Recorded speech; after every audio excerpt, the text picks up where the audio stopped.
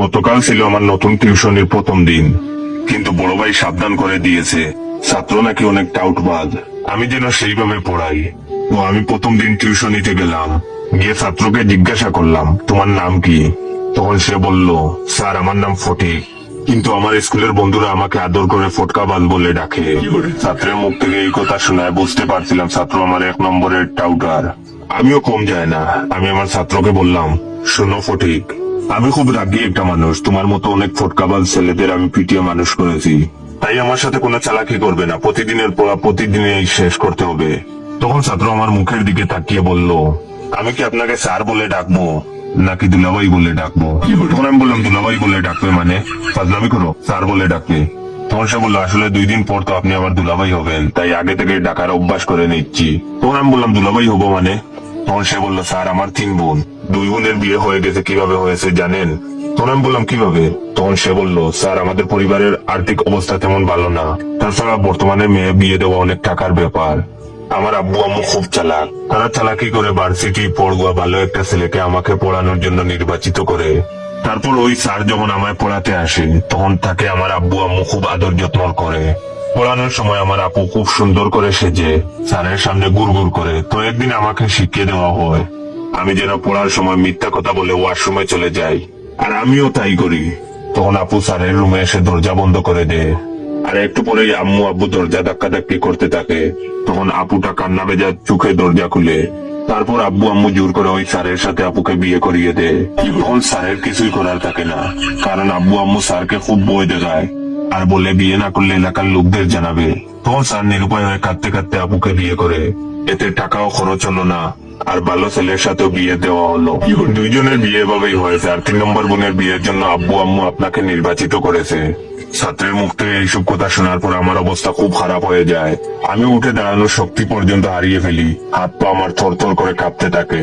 তখন ছাত্র আমার কানের কাছে ফিস ফিস করে বলল, স্যার একটু পর আপু আসবে চা দেবার নাম করে আপনাকে দেখতে। আমি তখন কথা বলার শক্তি পর্যন্ত হারিয়ে ফেলেছি। ঠিক তখনই দেখলাম কালো একটা মেয়ে মুখে সাদা পাউডার মেখেছে, ঠোঁটে লাল লিপস্টিক, লাল টিপ, একদম অদ্ভুত খারাপ দেখতে, হাতে চায়ের কাপ নিয়ে আমার কাছে আসছে। ছাত্র তখন আমার আবার ফিস ফিস করে বলল, স্যার আমার আপু, তার সাথেই আপনাকে আব্বু আম্মু জোর করে বিয়ে দিবে। জানি না আমার তখন কি হয়েছিল, শরীরের সমস্ত শক্তি নিয়ে জুড়ে একটা চিৎকার দিয়ে জ্ঞান হারালাম। যখন জ্ঞান ফিরলো তখন দেখি ছাত্রের মা আমার মাথায় পানি ঢালছে, আর ছাত্রের বাবা আমার হাত পা মালিশ করছে। আমি তখন সোজা ছাত্রের মায়ের পায়ে ধরে কাঁদতে কাঁদতে বললাম, আন্টি আমায় মাফ করে দেন, আমি বিয়ে করতে পারবো না। আমি খুব গরিব, আমাকে নিয়ে আমার বাবা মার অনেক স্বপ্ন, তাছাড়া আমার গার্লফ্রেন্ডও আছে। ও যদি জানে আমি বিয়ে করেছি তাহলে আমায় মেরে ফেলবে। বাই দ্য ওয়ে, এইটা মিথ্যা ডায়লগ ছিল।